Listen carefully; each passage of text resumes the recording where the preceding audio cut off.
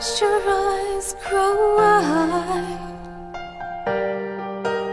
as you saw my pain for what it was. For so long I'd held it inside, never again to let it resurface. But you asked to see